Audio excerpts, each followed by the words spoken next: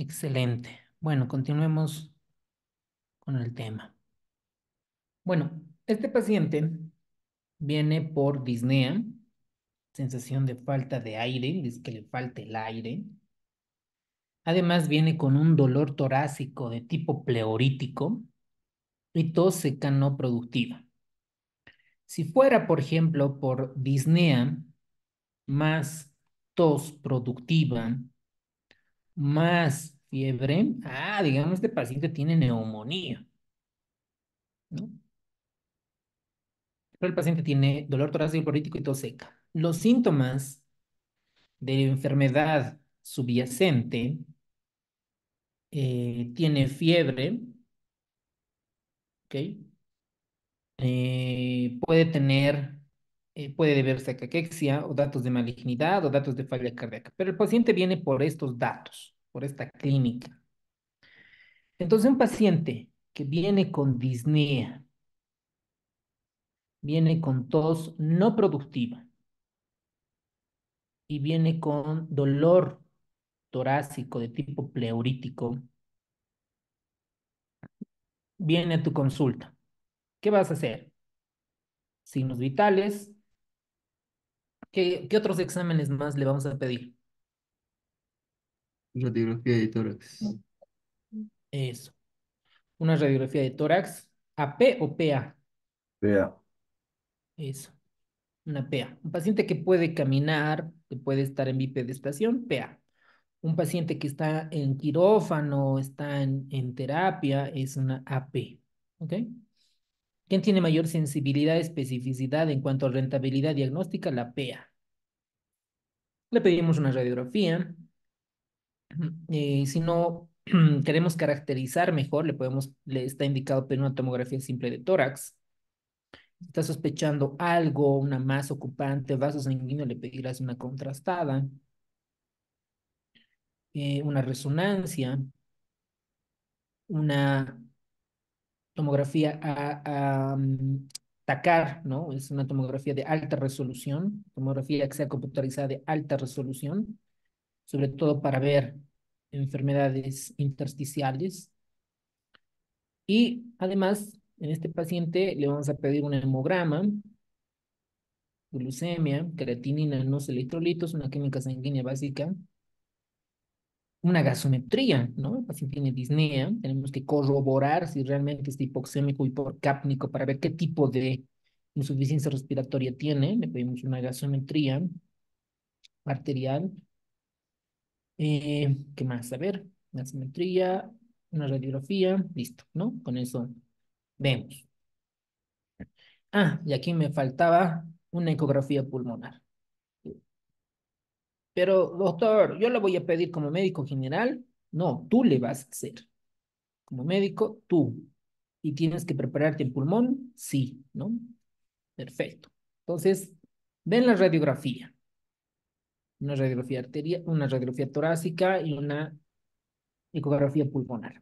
En la radiografía torácica se evidencia borramiento de los bordes y de los ángulos costo cardíacos, costo diafragmáticos, y esto es compatible con un síndrome de derrame pleural. Listo. Pero además eres más listo, has estudiado mucho, te has preparado mucho para antes de entrar a la residencia, tienes tu propio transductor, le haces una ecografía y muestra pulmón, atelectasiado, atelectasia pasiva se denomina esta, y el líquido, ¿no? Líquido.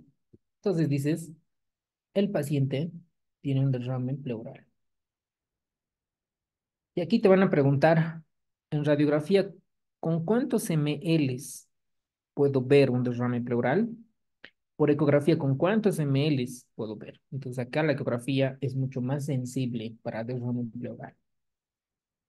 Entonces, el pulmón tiene el parénquima como tal, tiene una membrana, una bolsa, una membrana que lo envuelve, que es la pleura visceral, y está pegada al parénquima. Hay un espacio virtual, que está el líquido pleural, que ayuda al deslizamiento. Y tenemos la pleura parietal. La pleura parietal. Entonces, este espacio pleural que normalmente es virtual, porque no hay un espacio como tal, porque están pegadas la pleura visceral y pleural, tiene una amplitud, ¿no? Entre la pleura visceral y la parietal, entre 10 a 20 micras.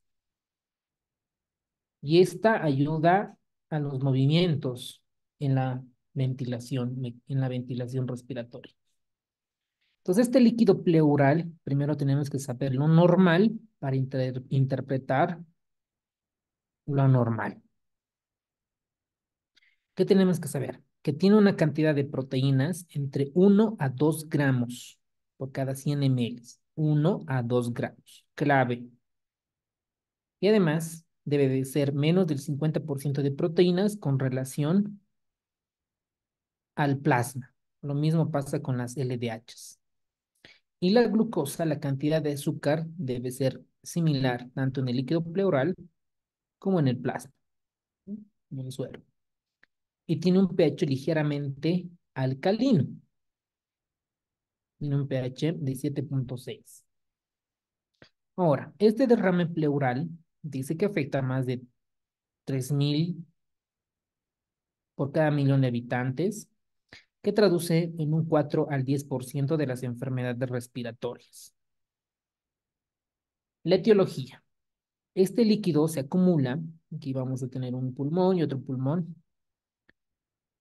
y vamos a imaginar que aquí está un derrame pleural. Este líquido pleural se acumula cuando su formación sobrepasa la absorción, ¿sí? Sabemos que se forma, sobrepasa. Entre el equilibrio entre la producción y absorción, más o menos de 2 ml kilogramo hora.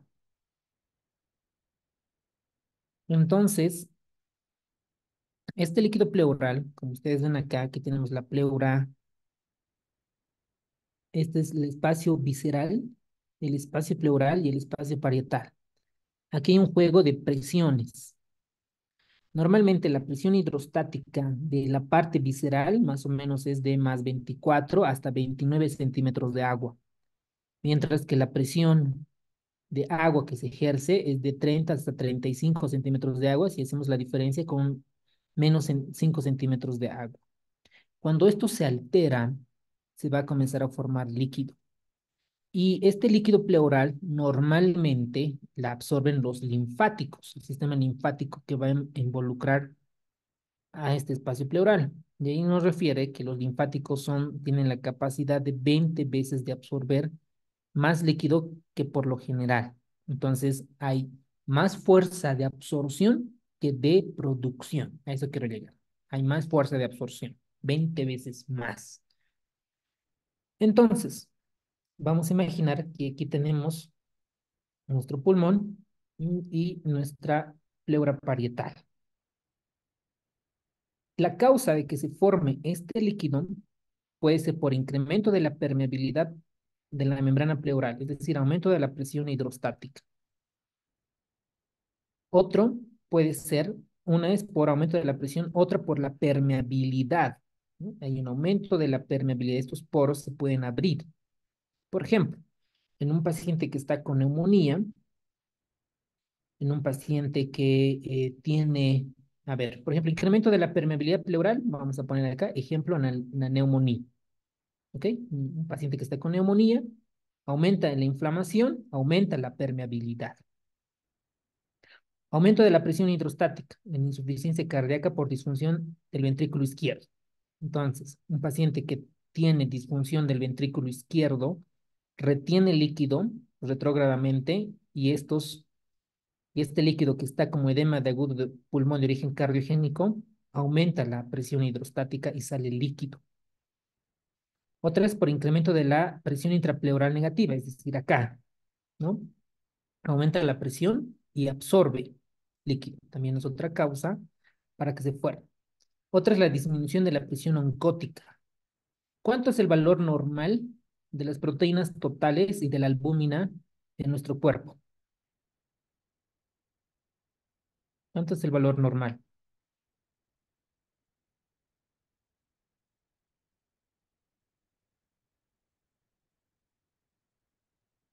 Pues los espero.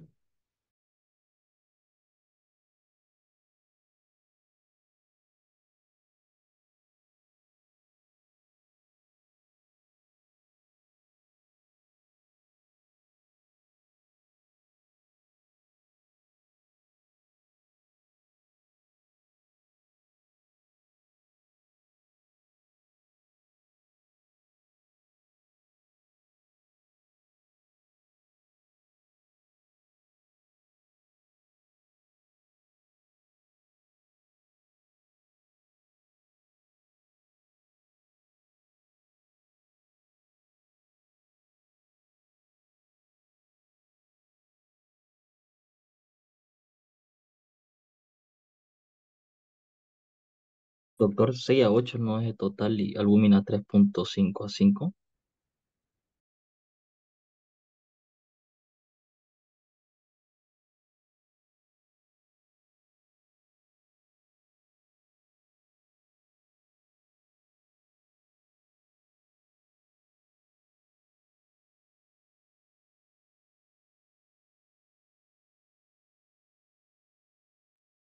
Excelente. Muy bien.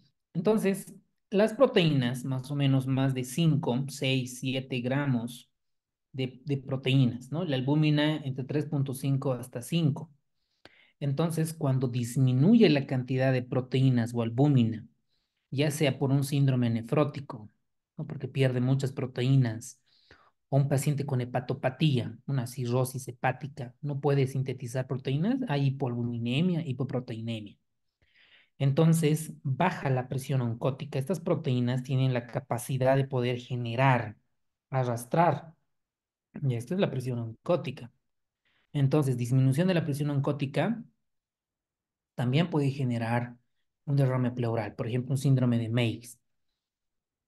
Ahora, otra es cuando hay obstrucción del flujo linfático, ¿no? Este flujo linfático se obstruye porque no deja absorber, ¿no? Por ejemplo, allá hay una parasitosis. Acá pusimos aumento de la presión intrapleural negativa, presión oncótica, por ejemplo, en cirrosis, síndrome nefrótico, movimiento de líquido acítico del espacio peritoneal. Lo mismo, un paciente que tiene cirrosis va a tener ascitis y esta ascitis que está acá en el abdomen puede llegar al líquido pleural, ¿no? Otra es incremento de la circulación microvascular relacionada con aumento de la permeabilidad y la separación de las superficies pleurales, como las cirugías de tórax. Entonces, ese es el mecanismo fisiopatológico para que se acumule líquido. Ahora, aquí tenemos otros ejemplos, ¿no? Por ejemplo, permeabilidad aumentada, la neumonía, aumento de la presión hidrostática, insuficiencia cardíaca, presión negativa aumentada, atelectasias, presión oncótica disminuida, síndrome nefrótico, obstrucción linfática, malignidad, cáncer, por ejemplo. Ascítico del espacio pleural, por ejemplo, ascitis, síndrome de Meigs. Y alta permeabilidad microvascular, como la tuberculosis, o el tromboembolismo pulmonar o el síndrome de Dessler. Ahora, ¿por qué viene el paciente? El paciente viene por disnea. Dice, doctor, me falta el aire. Y además me duele el tórax, me duele el pecho. ¿Dónde le duele? A un costado, doctor. Dolor pleurítico. Y como irrita el sistema respiratorio, el paciente va a comenzar a tener tos de origen no, bueno, no productivo. Estos son los tres síntomas cardinales de un paciente con derrame pleural. ¿Ok? Ahora, los síntomas pueden darse porque ocupa, ¿no? Un volumen intratorácico, hay una compresión subyacente y compromiso diafragmático. Por eso viene el paciente. Entonces, un paciente que viene con falta de aire, bla, bla, bla, y vimos que en la radiografía, en la ecografía, tiene derrame pleural, lo primero es extraer este líquido pleural. Debemos de extraer. ¿Con qué? Con una toracocentesis diagnóstica. Toracocentesis diagnóstica. ¿Para qué? Para este líquido voy a mandar a un citoquímico, cultivo antibiograma, citológico, dependiendo si estoy sospechando tuberculosis, ADA, tinción de Ciel-Nielsen, dependiendo del escenario, pero por lo menos estos tres, ¿no? Entonces, el citoquímico me va a decir si el paciente tiene exudado o trasudado. Entonces, gracias a esto, yo voy a ver cuál es la etiología, cuál es la causa de que el paciente tenga derrame pleural. ¿Ok? Entonces, vamos a tener los famosos criterios de Light. Estos criterios de Light me van a ayudar a definir si un paciente tiene característica de transudado o tiene característica de exudado. ¿Ok? Entonces, necesitamos dos variables, las proteínas y las LDHs. Si las proteínas del líquido pleural con relación a las proteínas séricas de 0,5 es una variable para que sea exudado. Lo mismo pasa con la LDH, tanto del líquido pleural como la sérica mayor a 0,6. Y si la LDH del líquido pleural es más de 2/3 partes del límite superior normal para el suero, también es una variable para exudado. ¿Ok?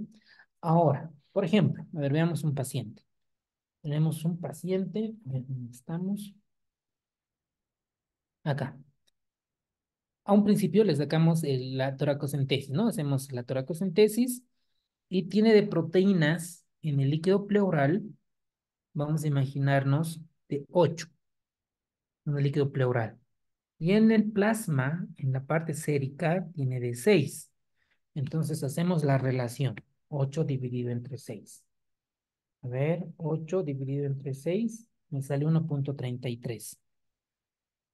1,33. Entonces, esto es ya una variable.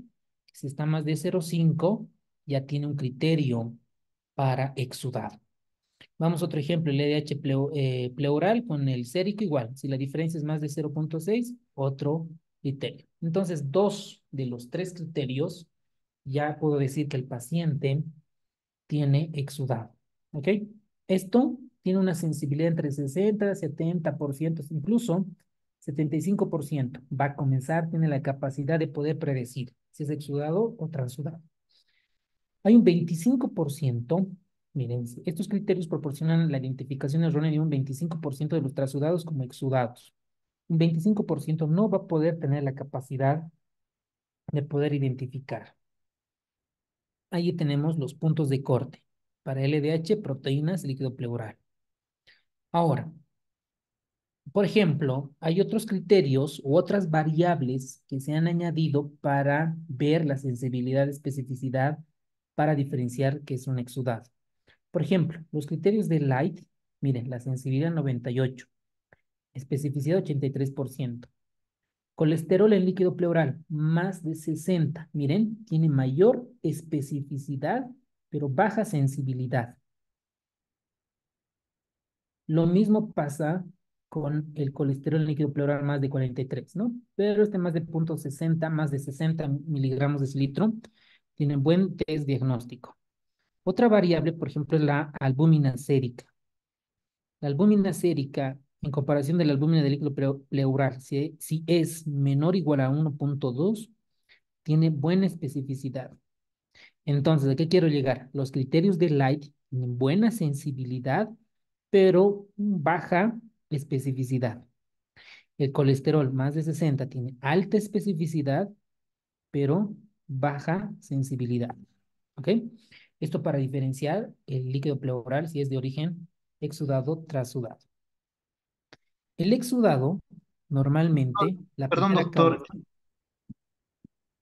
Dale, dale. Doctor, en el anterior gráfico, en Haddison, lo que usted dice de la albúmina en suero y en pleura, menciona que si es menor a 31 o sea, eliminamos todo. No, si es mayor a 31 eliminamos todo lo que mencionan del LDH, proteína y es trasudado.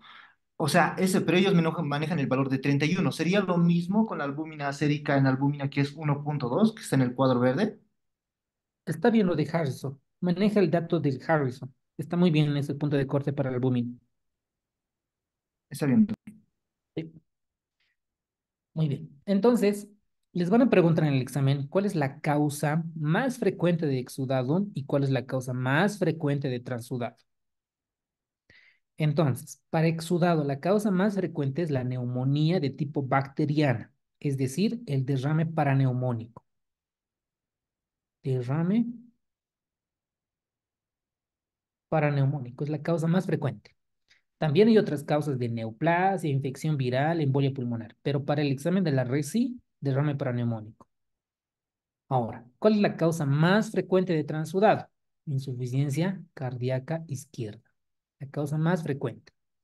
Después tienen que saber también qué es síndrome de la vena cava superior, nefrótico, síndrome de Dressler, postparto, bla, bla, bla. Pero para el examen, falla cardíaca izquierda. ¿Ok? Muy bien. Aquí tenemos la clasificación de exudados, transudados, que ya la vimos. Y aquí vemos un poquito más de causas frecuentes, de tipo transudado. Falla ventricular izquierda, esa no la pueden fallar. Después tenemos otras causas, ¿ok? La causa más frecuente de tipo exudado, la neumonía, ¿ok? Aquí está, derrame paraneumónico, la causa más frecuente. En algunos estudios van a encontrar que también la malignidad, cáncer, es frecuente, pero para el examen derrame paraneumónico, no se pueden olvidar. La radiografía, eso es lo que les comentaba. Para que un derrame pleural se pueda evidenciar en una radiografía de tórax, 70 ml. ¿Ok? 70 ml. Esto vuélvanlo. Preguntas y respuesta. ¿Ok? Un flashcard. 75. Porque sé que se van a olvidar para el examen. Entonces, hacerse una pregunta. Por radiografía, ¿cuánto es? 75 ml. Por ecografía, por ecografía, puedo diferenciar en un engrosamiento pleural incluso más de 1 centímetro, ¿ok? Y con el engrosamiento más de 7 milímetros. Incluso la ecografía puede detectar 5 ml de derrame pleural. Entonces tiene una sensibilidad del 100% con una especificidad del 99%. Es decir, la ecografía pulmonar es mejor para diagnosticar derrame pleural que una radiografía. Entonces, si un paciente está sospechando que tiene o si no tiene derrame pleural, pues pedirle una ecografía pulmonar o hazle una ecografía pulmonar. ¿Ok? Para ver. Luego tenemos los estudios de tomografía.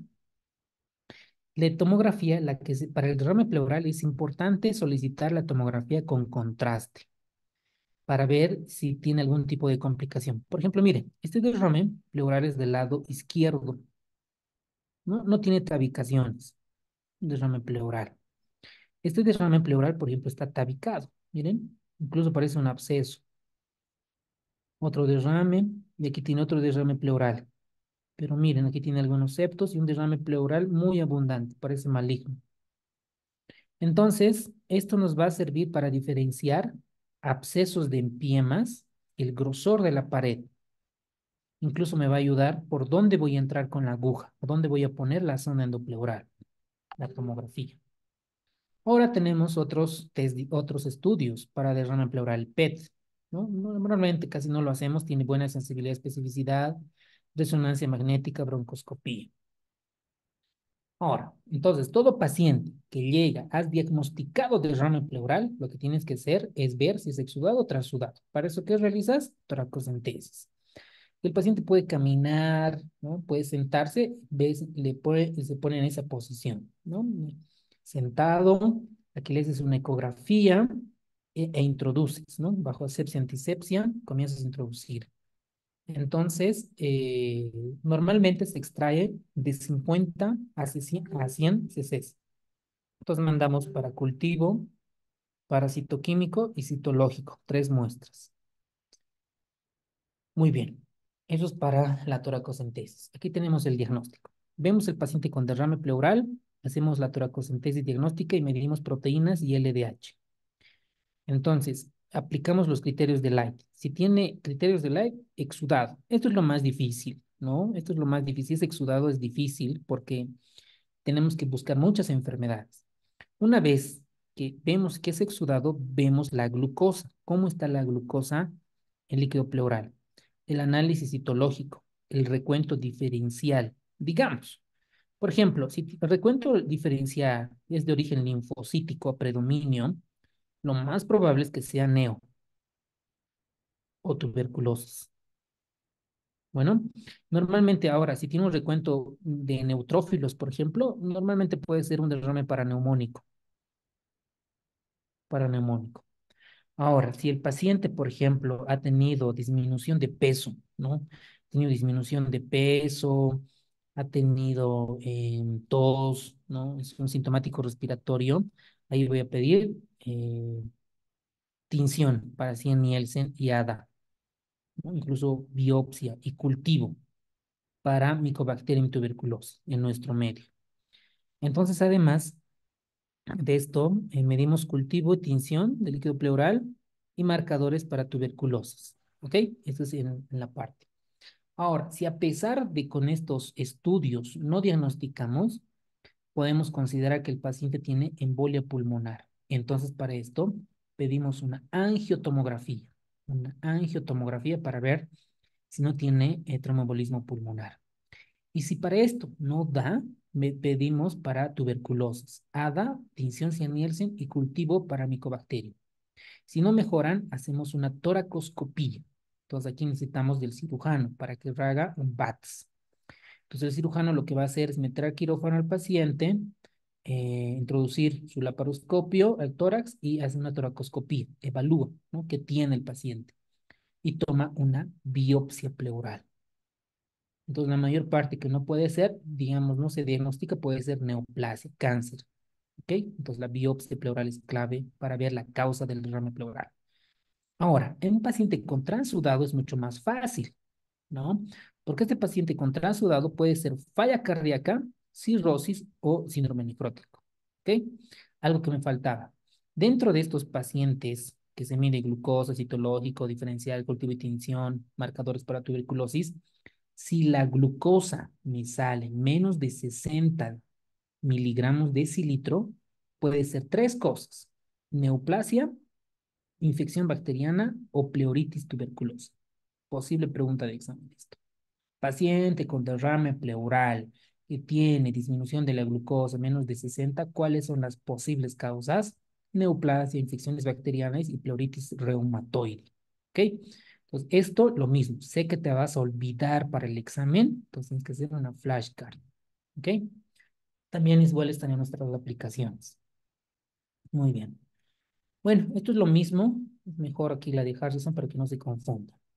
Ahora, en pacientes con falla cardíaca por insuficiencia cardíaca, el paciente tiene que tener clínica de derrame de insuficiencia cardíaca, edema, incurgitación yugular, estertores crepitantes, etcétera, y tener un ProBNP mayor a 1500 picogramos ml, ¿no? Entonces decimos que este paciente tiene derrame pleural por falla cardíaca. Pregunta para ustedes que ya hemos visto. ¿El derrame pleural es preferentemente o más frecuente en el lado derecho o izquierdo o ambas? Derecho. Derecho. Derecho. Eso, muy bien. Para hidrotórax hepático no suele ser tan frecuente, entonces tiene un 5% de pacientes con cirrosis. Derrame paraneumónico. El derrame paraneumónico es un paciente con neumonía. Un paciente viene con tos, fiebre y tiene neumonía, ves en la radiografía o en la ecografía. Entonces, si este paciente con neumonía no mejora y ves derrame, pues dices es un derrame paraneumónico, ¿no? Hacemos una toracocentesis y tiene que ser un exudado.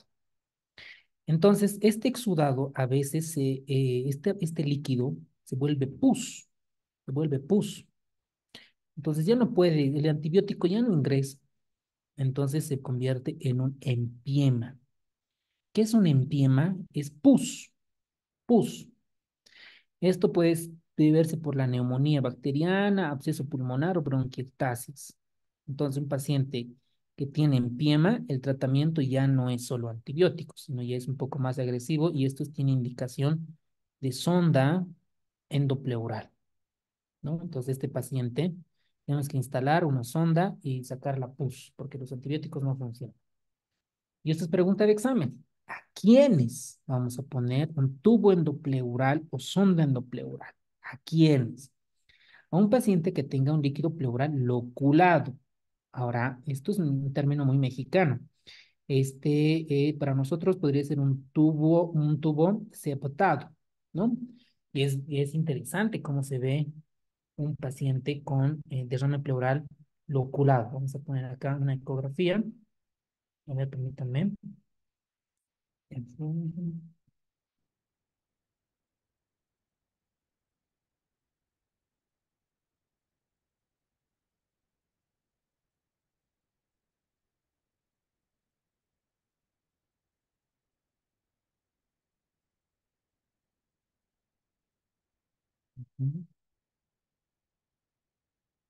Ahí está.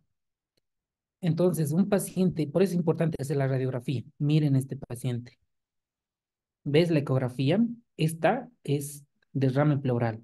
Pero miren acá que tiene tejido fibrinoso, está septado. Entonces acá solo con toracocentesis evacuatoria no se va a poder resolver. Aquí tenemos otra más evidente. Esta está publicado en la red social. Miren, el derrame pleural, el pulmón, el hígado y miren este líquido, digo este septo. ¿Esto cómo voy a identificar? Con radiografía no. Con tomografía puede ser, pero la ecografía es clave. Fíjense, ultrasound, un paciente con derrame pleural septado. Y aquí han hecho otra. Miren esta radiografía.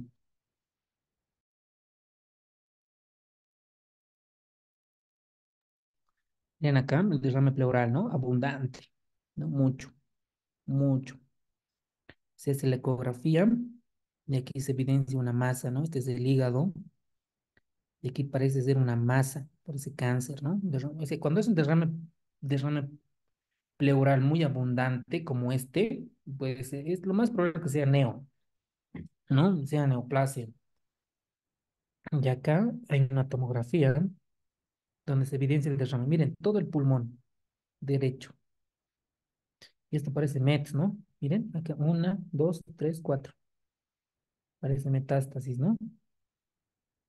Y esto es, a ver, otra imagen y otro derrame pleural.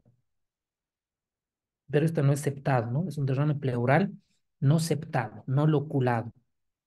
Entonces, eso es un derrame pleural septado, doctores, para que puedan diferenciar. Entonces, un derrame pleural loculado es indicación de sonda. Un líquido pleural con un pH de 7,20 también, ¿ok? También. Por ejemplo, antes, cuando estaba en la residencia, ¿y cómo vas a calcular el pH? Con gasometría, obvio, ¿no? Pero yo recuerdo que me han castigado porque he mandado al gasómetro líquido pleural y me decían que el gasómetro se iba a arruinar, ¿no? Por mandar un líquido pleural porque quería saber cuánto de pH tiene, ¿no? El líquido pleural. Pero me acuerdo que por eso me han castigado. Pero bueno, cosas de la vida. También una glucosa pleural menos de 60 también es indicación de zona endopleural.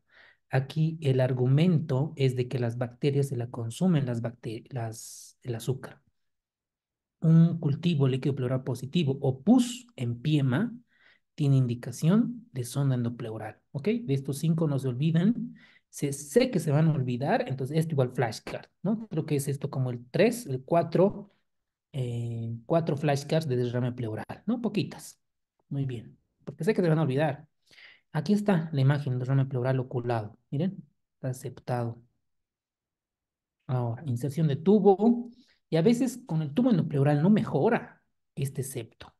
Entonces tenemos que administrar fibrinolíticos. En este caso, el activador plasminógeno hístico o la disoxirribonucleasa. En nuestro medio, no sé qué tanto tendremos el plasminógeno hístico para ver, pero a veces no mejora con esto. Tenemos que llamar al cirujano torácico, ¿no? Para que haga el BATS y pueda realizar la decorticación pleural, es decir, quitar un pedazo de pleura. Entonces el cirujano pone sus accesos, un cirujano torácico, y puede resolver el derrame pleural. Entonces hace la decorticación, remueve la pleura afectada y puede ver dónde está la lesión de tumor, etcétera. ¿Ok? Acá tenemos, por ejemplo, otro derrame pleural, ¿no? Miren, aquí está en la tomografía cómo se evidencia.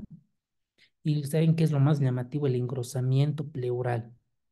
Parece un mesotelioma, ¿no? Esto es para los neumólogos. El mesotelioma son tumores primarios originados de la pleura, ¿no? De las células mesoteliales. Entonces, incluso aquí puede tener engrosamiento pleural, sin derrames pleurales malignos.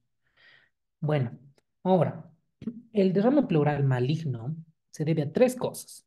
Esto es posible pregunta de examen y ahí va tu quinto flashcard. Entonces, ahí tenemos cuáles los tres tipos de cáncer que produce derrame pleural.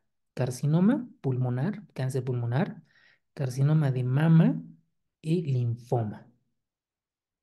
Posible pregunta de examen. Derrame secundario embolia pulmonar, pues este puede ser transudativo o exudado. Esta, tu sexto flashcard.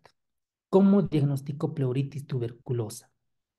Con adenosín desaminasa el ADA mayor a 40 unidades internacionales litro o el cuantiferón, interferón gamma mayor a 140. ¿Ok? Esto igual, flashcard, porque sé que te vas a olvidar por el examen, no vas a recordar, tienes que repasar. Y el kilotórax normalmente es cuando se ve un líquido pleural lechoso, blanco, blanco. Y cuando se hace un citoquímico, encontramos unos triglicéridos de mayor a 110 miligramos de cilitro. También, este es tu séptimo flashcard, ¿no? Kilotórax, triglicéridos mayor a 110. Listo. Muy bien. Para hemotórax, normalmente suele ser traumático, ¿no? Para un paciente que tiene accidente de moto, que tiene disminución del murmullo vesicular, tiene fracturas costales, fractura de clavícula y de repente ves un derrame pleural, ¿no? En un paciente con trauma, dices, puede ser un hemotórax. Entonces, este hemotórax normalmente suele ser el tratamiento conservador, ¿no?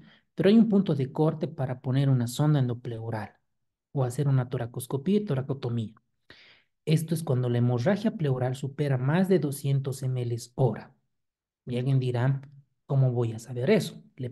Se introduce una sonda endopleural y esto se conecta a un, ¿cómo se dice? A un baldecito, no sé, ¿no? Un frasco, es el término, un frasco. Entonces esto se va calculando cada hora, ¿no? Cada hora se va calculando esto. Si en una hora estaba 100 ml, ¿no? 100 ml de sangre y pasa una hora y tenemos 500 ml, la diferencia acá ha sido 400 ml en la primera hora. Entonces, más de 200, ya tengo que llamar al cirujano de tórax para que haga su toracoscopía o toracotomía. ¿Ok? Entonces, sé que también te vas a olvidar este punto de corte, igual, flashcard. Ahorita mismo, ¿no? Tu Excel, tun, tun, tun, tun, tun, ya va a estar. Los neumotórax. El neumotórax puede ser espontáneo. Un paciente, sobre todo pasan a los altos, ¿no? A las personas que son muy altas, los neumotórax espontáneos. Este puede ser primario o secundario. El primario es cuando no hay una neumopatía subyacente, sobre todo en fumadores. ¿Y por qué se produce el neumotórax espontáneo? Por rotura de ampollas subpleurales, sobre todo apical, ¿no? Nosotros tenemos ahí unos pulmones, hay unas ampollas, bulas acá, subpleural, y eso revienta, ¿no? Neumotórax espontáneo primario. El neumotórax espontáneo secundario es que se debe a algo del pulmón. La causa más frecuente es la EPOC o el EPOC. Y el neumotórax traumático, ¿no? Lo que más frecuentemente se ve en las urgencias. Y el neumotórax a tensión, ¿no? El neumotórax a tensión, por ejemplo, a ver, pues, en la parte práctica sucede cuando le ponen un catéter, ¿no? O tiene fractura de tórax. Digamos, le han intentado poner un catéter y de repente pican el pulmón, se pinchan. El pulmón explota y pues, y la presión arterial baja, ¿no? Baja la presión, entonces ahí recién decimos que el paciente tiene neumotórax a tensión. ¿Ok? Entonces, ¿cuál es la diferencia entre estos neumotórax? Que todos los demás no bajan presión arterial. La neumotórax a tensión sí baja la presión arterial. Muy bien. Aquí tenemos las causas que ya la vimos ampliamente, los diagnósticos diferenciales y los puntos claves que ya les hemos comentado. Muy bien, doctores, hemos terminado la clase. Muchas gracias por estar en la clase. Nos vemos el día de mañana con crisis asmática y EPOC. ¿Alguien tiene alguna pregunta, duda? Les voy a enviar el link del simulacro de de cardio. Van a tener 2 días para poder realizar. ¿Alguien más tiene alguna pregunta, duda?